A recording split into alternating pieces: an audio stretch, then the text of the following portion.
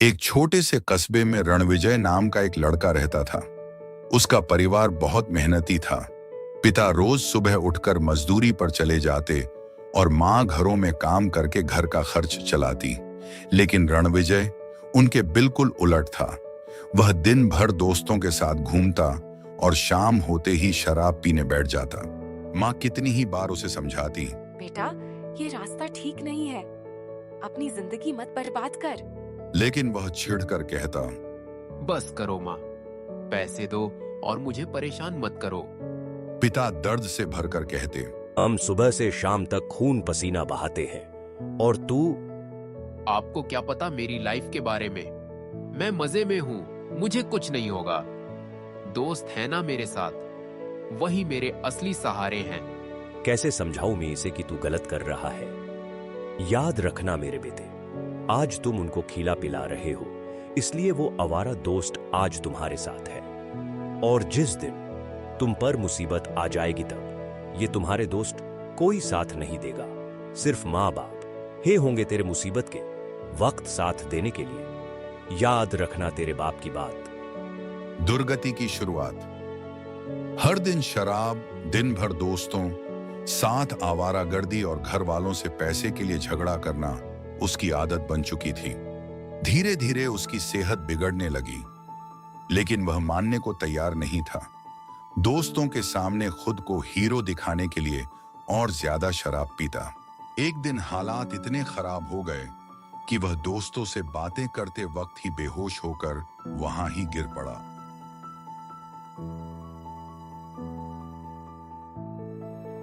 अरे ये तो बेहोश हो गया, अब क्या करें? चलो हम इसे उठा के अस्पताल लेकर चलते हैं। अरे नहीं नहीं, इसे कुछ हो गया तो इसके घर वाले हम लोगों पर नाम लेंगे। इससे अच्छा ये है कि भाग जाओ यहाँ से। उसे वहीं छोड़कर सब दोस्त डरकर वहां से भाग गए। वहां से गुजरते हुए राजू और उसकी दादी ने देखा कि वहां कोई गिरा हुआ है, इसलिए वे दोनों उसे देखने आए और उसे देखते ही दादी बोली, हे भगवान, ये तो रणविजय है, शायद बेहोश होकर गिरा है। बेटे राजू, जल्दी भैया के माँ बाप को बुलाकर लेके आ। राजू दौड़ता हुआ उनके घर गया और बोला, चाची, रणविजय भैया गांव के बाहर बेहोश होके गिर गए हैं। माँ का दिल कांप उठा, पिता की आंखें भर आईं। वे दोनों उसे तुरंत अस्पताल ले गए। अस्पताल में रणविजय को बेहोशी की हालत में यूं सोता देख उसके माँ और बाप के आंखों में से आंसू रुक ही नहीं रहे थे। तभी अस्पताल के डॉक्टर साहब आए और रणविजय के जांच के बाद उसके माँ बाप से बोले, अगर कुछ दिन और शराब पीना चलता रहता तो जान भी जा सकती थी। माँ रोते हुए पूछती, डॉक्टर साहब, हमारा बेटा ठीक तो हो जाएगा ना? इसकी ऐसी हालत हम दोनों को देखी नहीं जाती।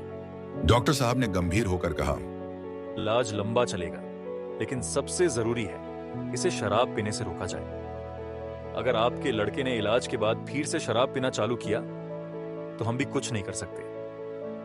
यह कहकर डॉक्टर साहब वहां से चले गए। कितनी बार कहा इस लड़के को कि उन आवारा लड़कों के साथ घूम मत, लेकिन मेरी बात इसने कभी मानी ही नहीं। अभी जाने भी दो, जो हो गया वो हो गया। अब देखना, मेरा बेटा सुधर जाएगा। धीरे धीरे रणविजय को होश आने लगा और होश आते ही बोला, मेरे दोस्त कहाँ हैं? आए थे क्या वो सब मुझे मिलने? पिताजी ने धीमे स्वर में कहा, कोई नहीं आया बेटा, और ना ही कोई आएंगे। वो बस तेरे साथ थे क्योंकि तुम उन्हें खिलाते पिलाते थे।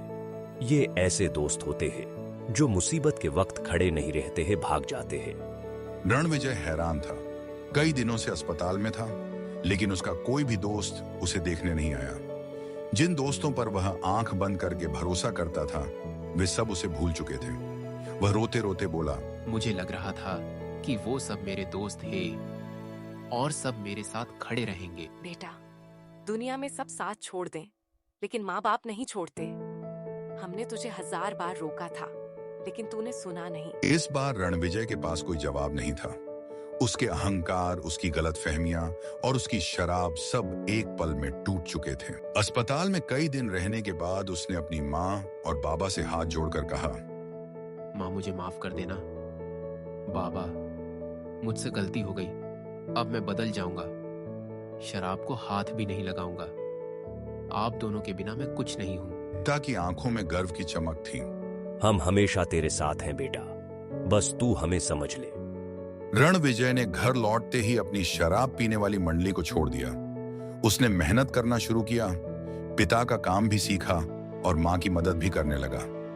धीरे धीरे वह पूरी तरह बदल गया, जिम्मेदार, समझदार और परिवार को महत्व देने वाला। यह कहानी हमें सिखाती है कि गलत संगत और बुरी आदतें इंसान की जिंदगी बर्बाद कर देती हैं। असली सहारा वे दोस्त नहीं होते जो सिर्फ मौज मस्ती में साथ दें, बल्कि माता पिता होते हैं जो हर मुश्किल में साथ खड़े रहते हैं। हमें उनके त्याग और मेहनत की कदर करनी चाहिए।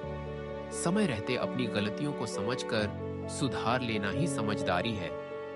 जीवन में सही रास्ता चुनना और जिम्मेदार बनना बहुत जरूरी है, क्योंकि एक सही निर्णय पूरी जिंदगी बदल सकता है।